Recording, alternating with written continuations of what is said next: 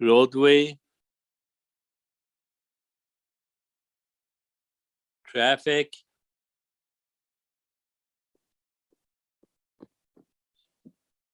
and control condition.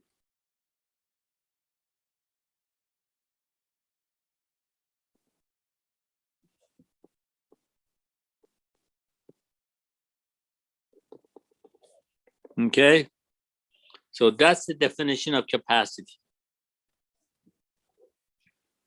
So basically, we are defining a capacity of a facility as the maximum hourly rate which a person or vehicle can reasonably be expected to traverse a point or uniform section of a lane or roadway during a given time period under the prevailing roadway traffic and control conditions.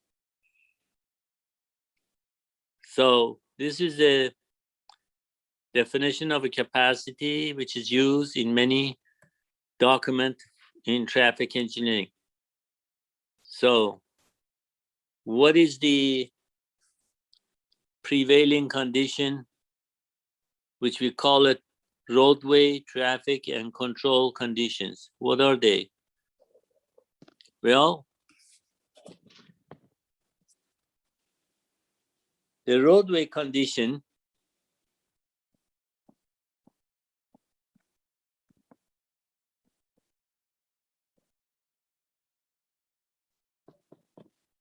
refer to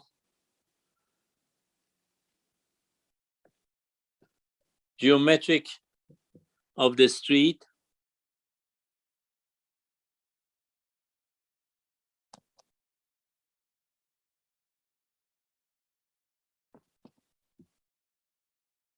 and highway.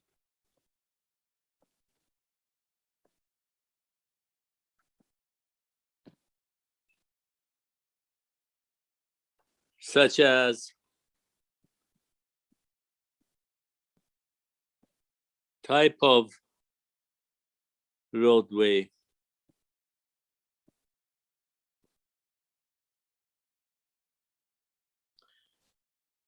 the number and direction of lanes.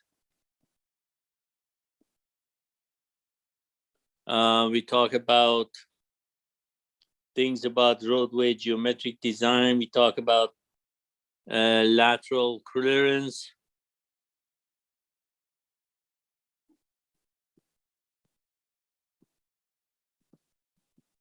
We talk about horizontal curve, vertical curve,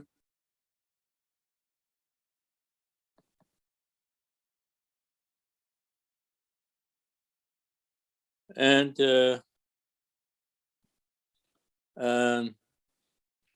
design speed.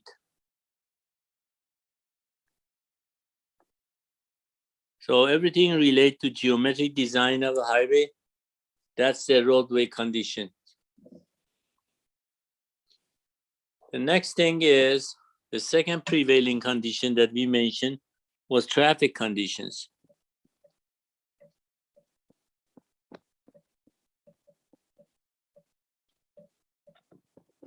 For traffic conditions, we are talking about characteristic of the traffic stream.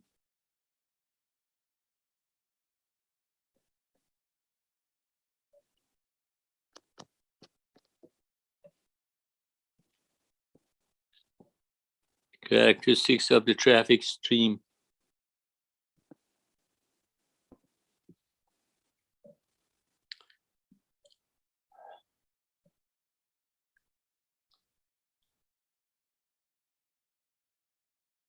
Such as distribution of vehicle type,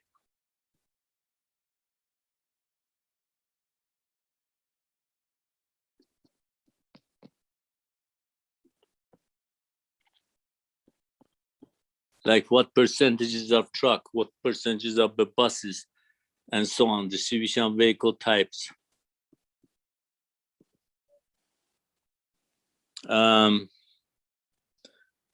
And then the amount of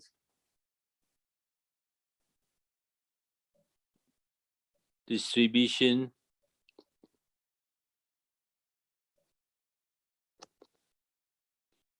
of traffic between different lanes.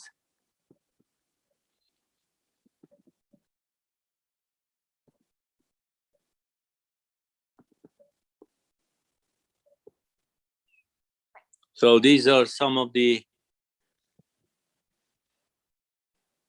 elements of the traffic condition. So whatever the characteristic of the traffic stream is, what type of vehicles, what percentage of vehicles are buses and trucks and vehicles and so on, how the traffic is being distributed among different lanes. For instance, 50% would be a first lane, 30% second, 20% third lane, and so on. Okay. And then we have control condition.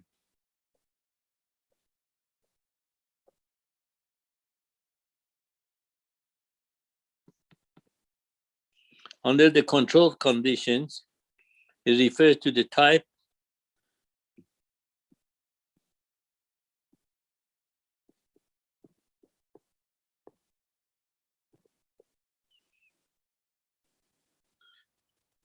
and design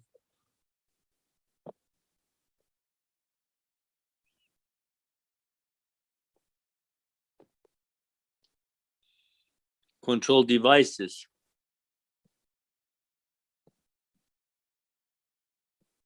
Such as stop sign or yield sign, signals, and so on. So when we talk about the capacity of a roadway, which is the maximum number of vehicles that can pass through a point or a section of a uniform roadway for a specific period of time, which usually we call that 15 minutes, but the capacity will be vehicle per hour.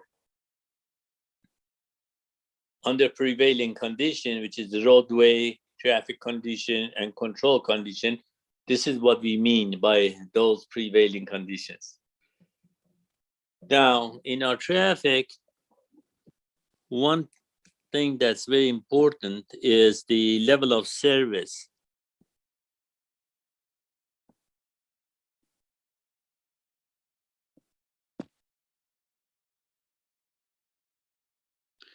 Okay, the level of service is the condition of a roadway under different circumstances. So the same way that you have a grade of A, B, C, D in your classes, so we have level of service A, or a B, or a C, or a D, or a E, or F. So these are different level of service that we have. To give you an idea about level of service A, level of service A is, imagine that you are driving on a roadway or a highway, maybe 3 o'clock in the morning or 4 o'clock in the morning. There are not that many vehicles on the roadway. So you can pretty much go as fast as you want. And you can move from one lane to another lane freely without any interruption. So the density, which is the number of vehicles per mile, is pretty low. So there are not that much traffic. So we call that level of service A. So that's the best level of service on the roadway. Then we have level of service B, which gets a little bit more crowded. Okay, you have a little bit lower speed. You cannot go as fast as you want it. There are some barriers and so on. And level of service C comes one level lower, again, more congested, okay, but still operational. So when you want to change lane, you definitely need to look at the on your shoulder and make sure that there's no car there, and so you don't have the freedom that you have level of service A. So more cars. So maybe about 5:30, 6 o'clock in the morning, depends on the city actually, is level of service C. And level of service D is pretty much congested. So you have a lower speed. Your maneuverability between the lanes are limited, and they are more congested. And then level of service E is your capacity. That's the maximum number of vehicles that can go over a section of roadway. That's level of service E. So level of service E most of the time happen during a peak hour. As the car goes around 25 to 30 miles max, you cannot pretty much change lane as often as you want. So it's pretty congested. And level of service F is the worst one. That means theoretically, you reach the maximum and sometimes above the maximum. And above the maximum is when we are forecasting how many cars is going on a roadway, we might have estimation greater than the capacity because that's in the future, it's not happening. So that will be level of service F, which is failing. So these are different level of services, okay, that we're gonna talk about. Now, let me see, I think I might have a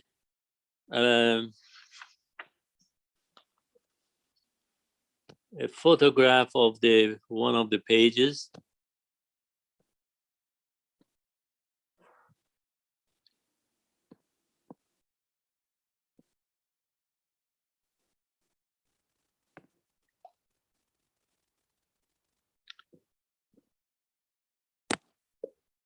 Okay, so this is a level of service characteristics by highway type. So you look at that page, which is page 238. Page 238.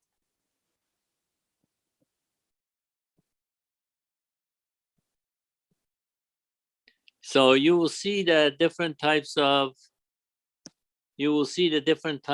the roadway. For instance, control access highway, free flow, average travel speeds at the greater than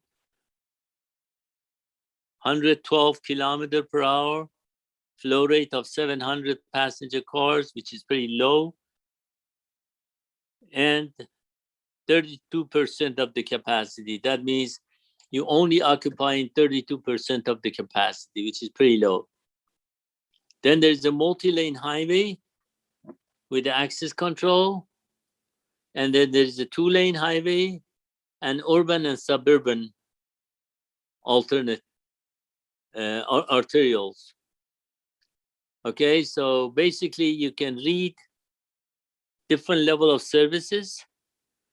As you see here, for instance, this is at 32% of the capacity, and level of service B, you increase to 51%, and C, you go up to about 75%, and so on.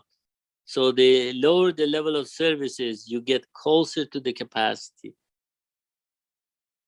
So your speed gets to be lower as we go down, and your level service E is pretty much your capacity.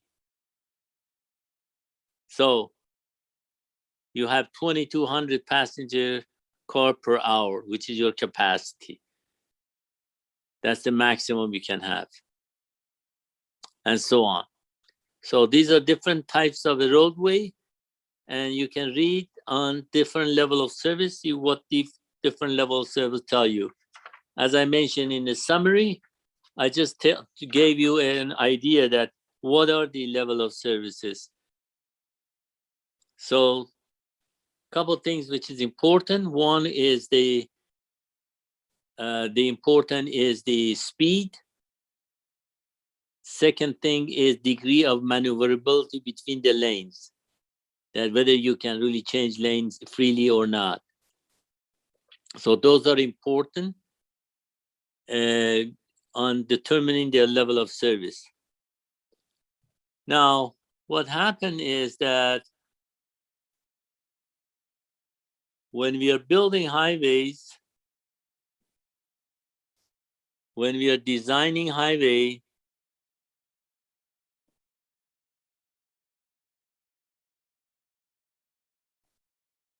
if it's an urban highway,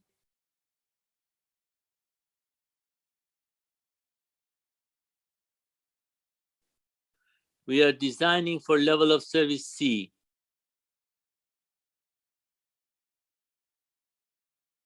But if it's a rural, we are designing for level of service B. Because when you are going from one city to another city and the rural highway, you don't want that rural highway to be too congested. So we are pretty much designing for level of service B. For urban highway, level of service C is good. Remember, we love to have level of service A all the time, but if you design a highway that always there will be just a few cars on it and they have too many lanes, the cost is tremendous. So for instance, instead of like 4 lanes, you need to build 8 lanes. So we cannot do that. So I think that level of service C in the urban highway is reasonable. That means that the cars are 75% of the capacity that they are driving. So that should be fine. But highways on rural roadways got to be level of service B. But if you go for work for a county of LA or a city of LA or anywhere else, and you are trying to design, and your boss might say that, listen, even level of service D is okay, design it for level of service D. That doesn't mean this is correct. It means that they don't have that much money. So they want to save some money. So they say, well, instead of 4 lane, let's say get 3 lane each way. Because the lower the number of lane will be, the more congested it's going to be, and the lower level of service is going to be. So when you hear that, don't think that I told you something wrong. No, the standard is highway in urban area level of service C, rural level of service B. In some circumstances, they might violate that and design it at a lower level of service. Okay, so that's what the level of service is. Now we get into much more in traffic engineering class. Again, I mentioned about 4740. We talk about this extensively. And how do we determine level of service on a highway? For instance, I might just say, go to San Bernardino Freeway and tell me on that section of that roadway, what's the level of service during a peak hour? So you can go and measure it. But all those measurements and the analysis, we will do that on 4740, not this class. We don't have that much time to do it. Okay. Now, the type of flow that we have,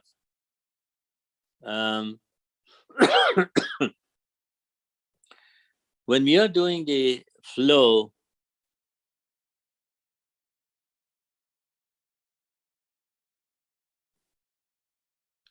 we have uninterrupted,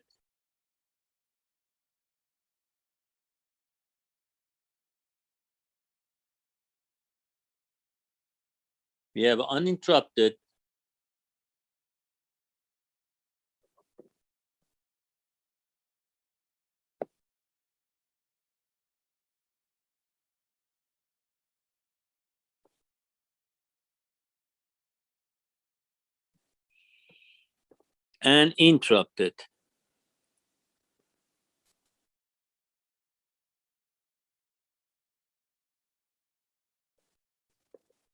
Okay, two types of flow that we have. Uninterrupted flow, uninterrupted flow. What's the difference between them? Well, uninterrupted flow means that there is no interruption on the traffic. So what type of roadway will be uninterrupted flow? Well, simply will be freeways.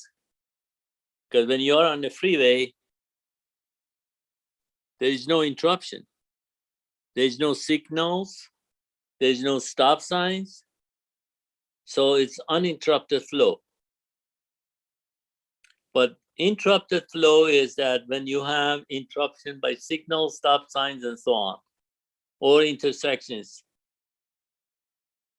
So those are interrupted flow. Mostly arterial street, collector streets, local streets are all interrupted flow. So these are the difference between these two are there. So freeway is pretty much uninterrupted flow. We have another types of a roadway we call multi-lane highways. So what's the difference between freeway and multi-lane highway? Freeways are no interruption. There's no intersections. So if you want to get out of the freeway, you have to use the ramp to get out, exit, and then you will end into interrupted flow. But multi-lane highways are highways, and most of the time are uninterrupted, but there are some sections that you might face that another highway crosses, and there might be a signal or stop sign or something like that. So it might be interrupted at some point. So that's the difference between freeway and the highways, multi-lane highways. Okay. Any question? Now we have to look at the roadway factors that pretend to the capacity analysis.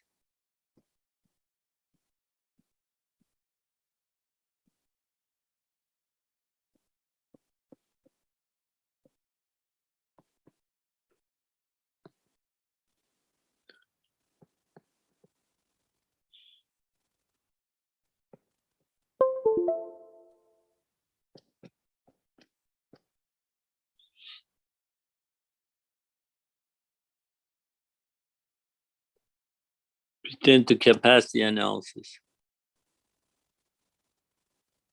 That's important. So what type of information do we need in order to calculate capacity? We need the lane width.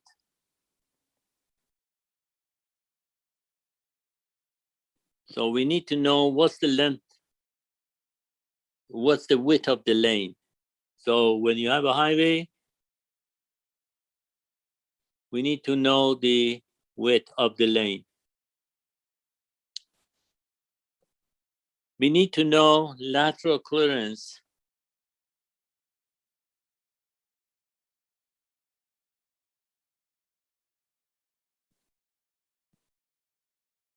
So what's the lateral clearance? Lateral clearance from the edge of the highway, and this is the shoulder.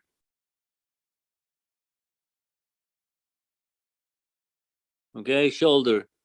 So we need the clearance. So this is the lateral clearance. So nothing, no object, no sign, nothing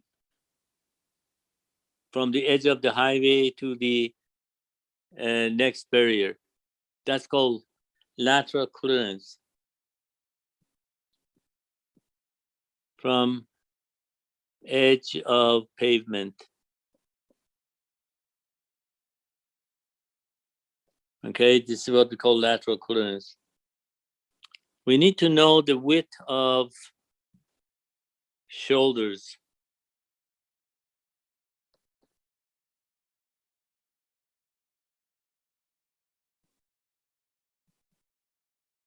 We need to know the width of the shoulders.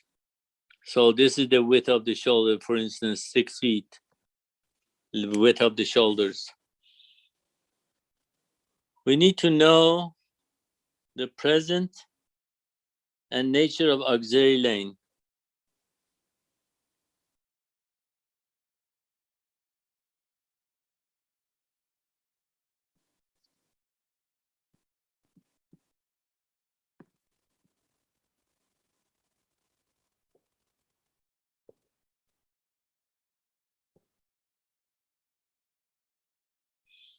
Okay, auxiliary.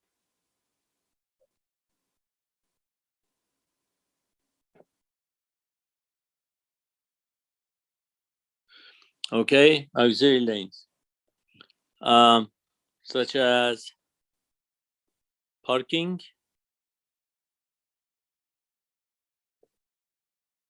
lanes. We need to know speed change lane.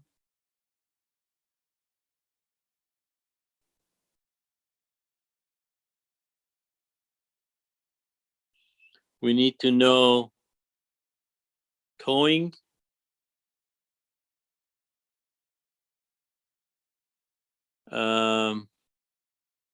Presence and nature of the auxiliary lane. Okay, we need to have towing,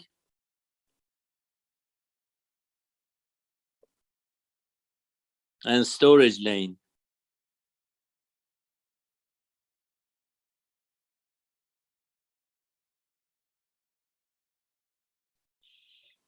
We need to know auxiliary lanes in weaving section.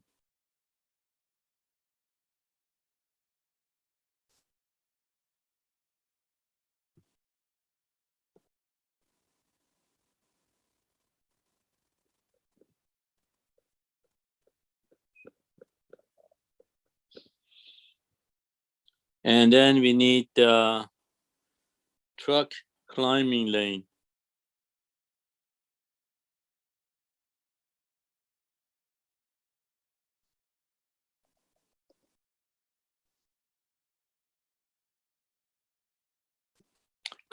Truck climbing. Okay. Can you repeat number 4? I haven't see it. 4 is auxiliary lane in weaving sections. Okay, and then the 5 is truck climbing lanes and passing bays.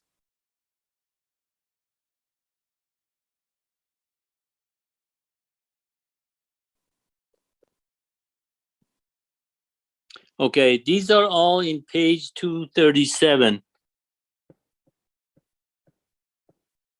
of your book. So if you miss something, it's pretty much there.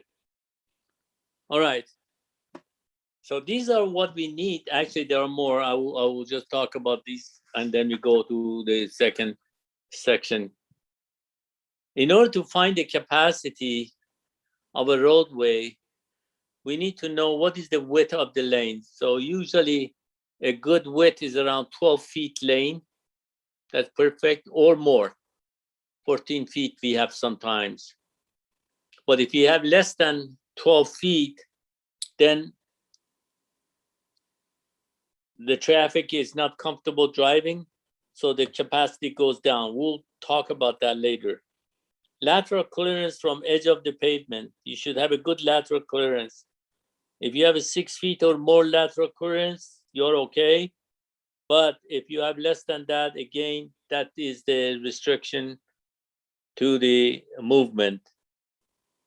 You know, imagine that when you're driving and then there is no shoulder or there is no lateral clearance, you are uncomfortable of driving on that lane. So you go slower. So that's important. Width of the shoulders, the same thing here. Now, presence and nature of auxiliary lane, those are extra lanes that we have. So sometimes we have a parking lane that people park, or speed change lane. So we will have some lane that is built in freeway that as you are entering the freeway, here is a lane that you drive over here to accelerate to come to a higher speed to get to the flow. Okay, so those are speed change lane. Towing and storage lane, if there is a towing and storage lane in the middle of the highways or in the middle of the roadways, those should be considered. Auxiliary lane in weaving section. Weaving sections mainly are the section that the vehicle move this way. These are weaving. So it depends on the entrance of the highway that people get in and they want to go to the next lane, or this guy want to exit that comes here. So entrance and exit create the weaving section. So if we have, sometimes we provide a lane specifically for weaving. So if we have that, that affects the capacity of the highway. Truck climbing lanes, we have truck climbing lanes. When we have a steep roadways with a very high grades, and if a truck goes on the high grade, usually truck slows down the traffic because it doesn't have the power to speed up. And then they go sometimes at what they call crawl speed, which is the low speed they can drive. It's like somebody who's going on a steep grade and then get tired and just go slowly. So in order to provide more capacity, we just separate the trucks from the traffic, and we will design another lane we call truck climbing lane. You probably see on the freeway that you're going and suddenly they say that trucks use the right lane and then they separate them for a period of time. And that is the time that you are entering the high grades. So those are called truck climbing lane or passing bays. So area where you want to do the passing, and then they provide you special lane for that. Any question? So we need this information in order to do the capacity, and there are more of it. Another one is E is surface condition.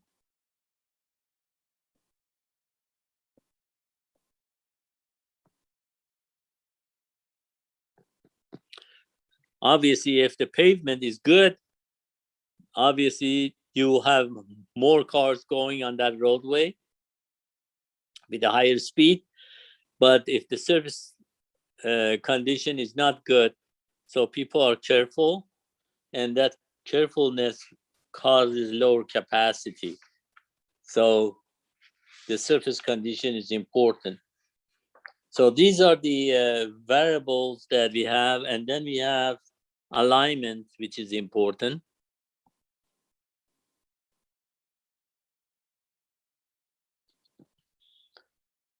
And then grade.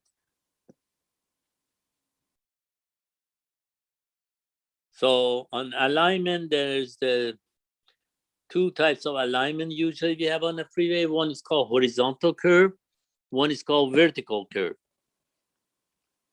So that's very important on the capacity, because if you are having a sharp curve, people going much slower on the sharp curve, these are horizontal curve. Vertical curve is those that you go up and down vertically. So those are the two types of alignment that we have that affect the capacity. And obviously grade. Grade is the percentages of grade. If your highway is on a 2% or 3% or 4%, the higher the grade is, obviously the less capacity you have. So these are the factors that affect the what we call that roadway factors. Okay. Then we have what we call traffic factors.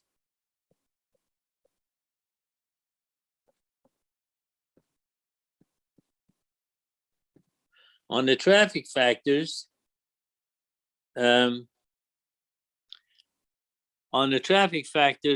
percentages of the truck. So if you have percentage of the truck, the higher the percentage of the truck, the lower capacity you will have. Less number of cars can travel on that roadway. You can have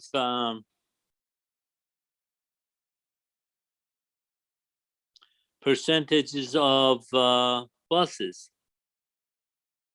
If you have a lot of buses in the traffic, again, that causes the less movement by traffic. Lane distribution.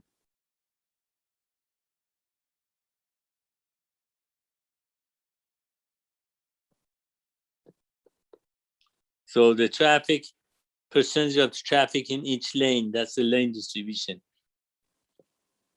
The variation in traffic flow.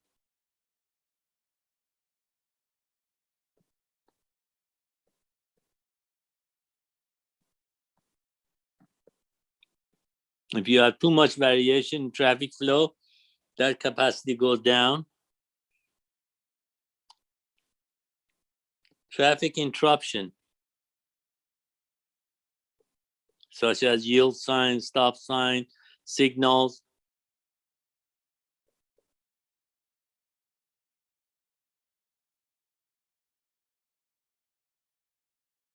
And then type of drivers.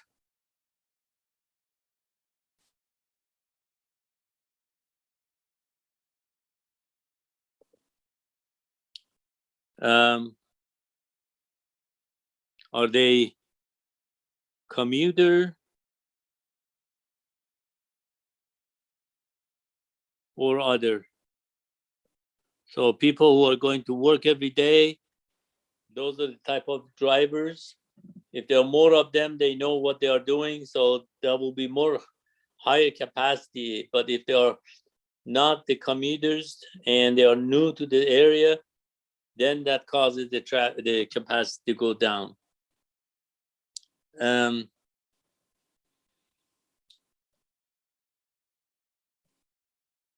So these are the traffic factors. Any question?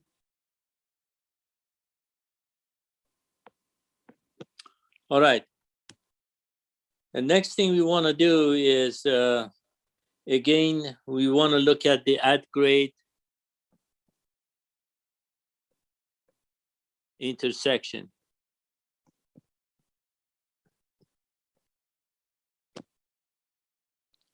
At-grade intersection. So we are looking at the intersection that they are operated under interrupted flow. So again, we have to look at the geometric design.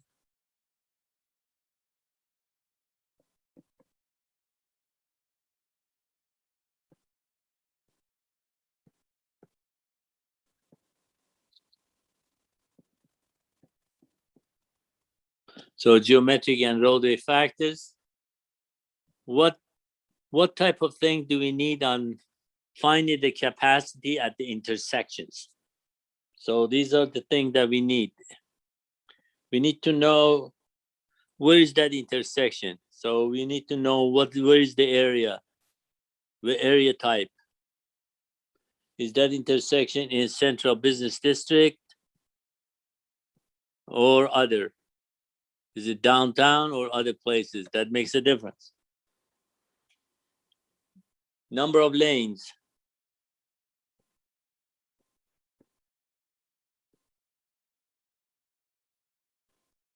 Again, we need to know lane width.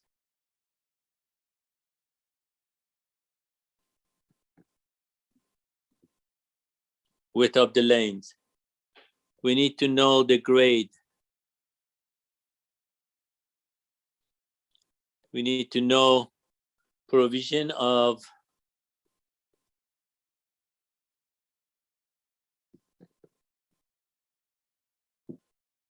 exclusive left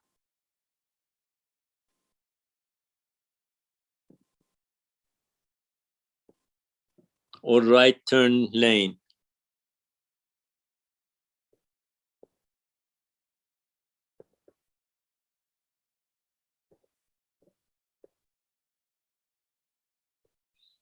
We need to know about length of storage bay.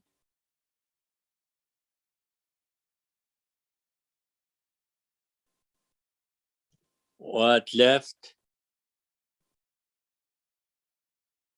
or right?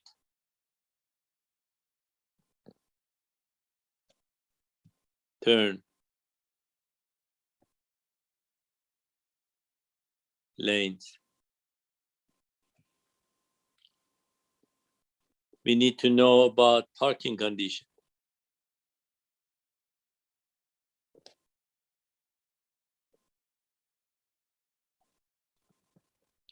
All right, so these are the things, or these are the information that we need in order to provide the capacity at the intersection. So first we need to know the area type, because intersection that's in the central business district or the downtown is different than others, because the downtown we have intersection that's more interrupted by passenger crossing. So it has a lower capacity because of that. So we need to know the area type. We know to know how many lanes approach intersections. Number of lanes, that's important. Width of these lanes, how wide they are, and the grade. Are they at grade of 1% or lower, or 2% or 5% or 3%? Makes a difference. Provision of exclusive left or right turn lanes. Okay, whether we are letting them to turn right or left at any time. Length of storage bay at left or right turn lanes. Storage bays,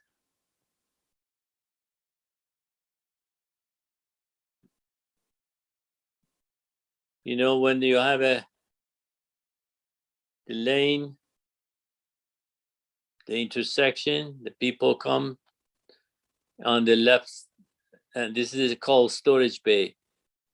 They want to make a left turn, they come on this bay and make a left turn. So the length of storage bay, which is here, this is the length of the storage bay. That makes a difference, because if this is sufficient, so cars are coming and staying on that bay and not stopping and blocking these two traffic. So the length of that is important, which in traffic engineering, we determine what should be the length of that lane, storage bay, in order to accommodate the left turn movement. Depends on the volume of the traffic that making left turn. The parking conditions, whether you are allowing parking on the street or not, or close to the intersection. So that makes a difference on the capacity of the intersection. Capacity of intersection is how many cars they can go through that intersection per hour. That's the capacity of intersections. Okay, and now, then we have to look at the traffic factors. Still, this is for intersection.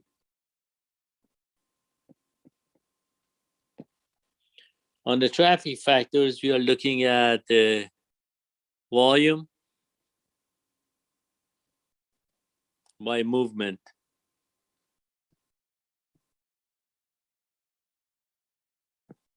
We are looking at the peak hour factor.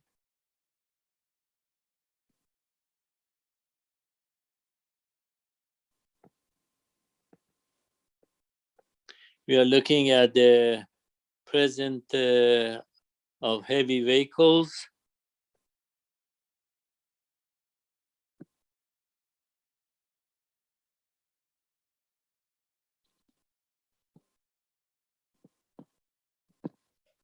We are looking at the conflicting pedestrian.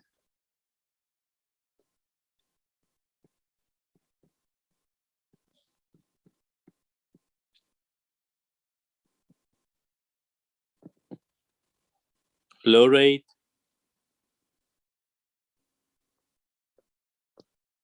And we are looking at number of local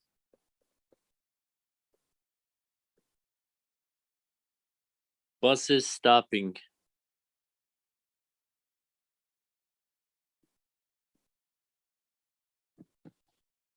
In intersection.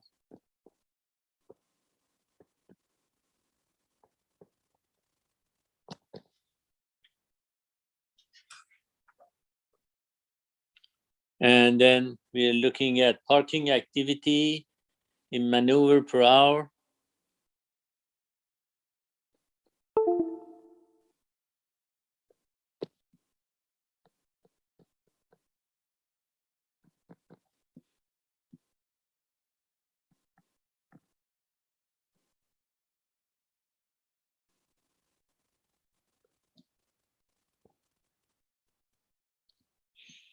And then we are looking at arriving type.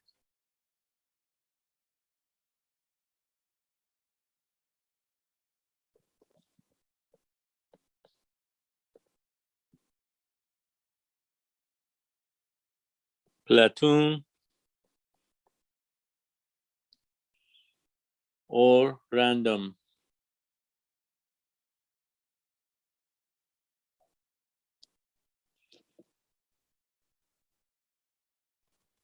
Professor, Okay. Can you repeat G? G, arriving type. Platoon or random. I will tell you what that is. Okay, so what are the traffic factors? First of all, we have to know the volume by movement. So you know the intersections have 12 movements. So we have right, turn, through, and left turn. And this is in one leg. So we have all 4 of them the same way. So this is a volume by movement. So we need to know how many cars are making a right turn per hour, how many cars are going through, how many cars are making a left turn per hour. So this is the volume by movement. So you need to gather this data in order to do the capacity analysis. P-car factor. Basically, P-car factor is P-car volume. So P-car factor, we will talk about that later, is P-car volume.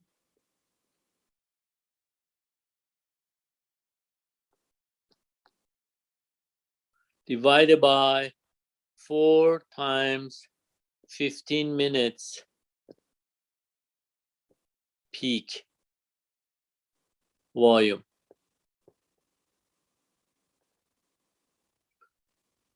So we call that peak hour factor. That gives us the variation of vehicle during the peak hour.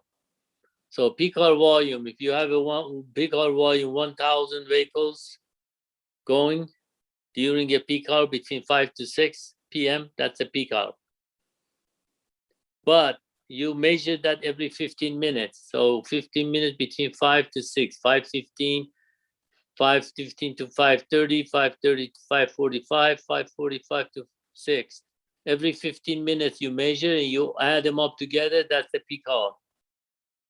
Now, if you pick the highest peak, 15 minutes, and multiply them by 4, so for instance, if I have 400 for 15 minutes, and I multiply that by 4, then if I divide this by that, that gives me peak hour factor,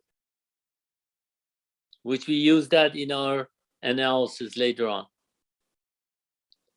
Now, presence of heavy vehicles, which means that percentage, which means that what percentages of the truck are moving on that intersection, 10% truck, 15% truck, 2% buses, or recreational vehicle, RVs? What percentage is up there? Then we have to know whether we have a conflicting pedestrian flow rate. So how many pedestrian is crossing the street per hour? The more pedestrian crosses, obviously, the less capacity you will have, because sometimes you have to provide crossing signal for pedestrian.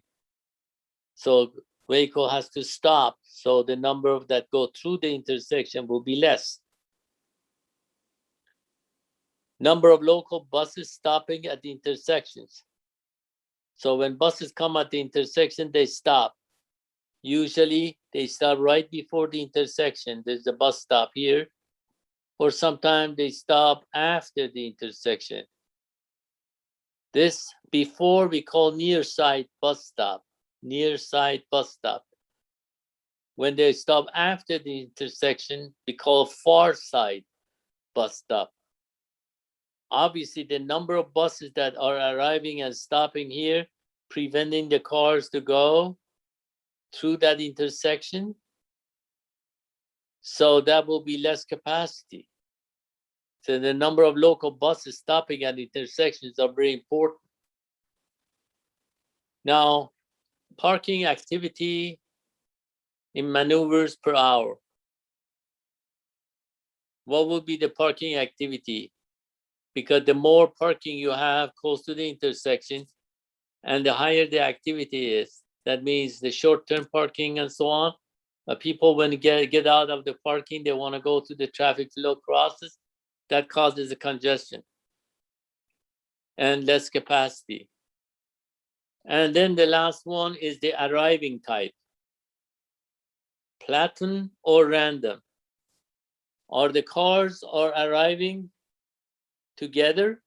These are called platoon as a group. Or they come randomly, one here, one there, and these are random. So the type of arriving type at the intersection is important. If we have a platoon, there will be more cars going through the intersection than random. So these are the factors that we have to consider at the intersection. We call traffic factors. And then we have another one, we call it signalization or control factors. We don't have time to go through that. We will go next time. And then we go into the capacity analysis of the freeways, 2-lane highways. We'll talk about that next time. So read that section and be prepared for our analysis next time. Any question? No questions, Professor. All right, so make sure you do your reading, and these are obviously, we'll go over into the detail in our traffic engineering class, which is very important, and we do all the analysis, all types of analysis and so on. But here we are just summarizing pretty much everything. All right, any question? If there's no question, I end the session here. Just be careful and stay safe, okay? Have a good evening. Thank you, Professor. All right then, thank you.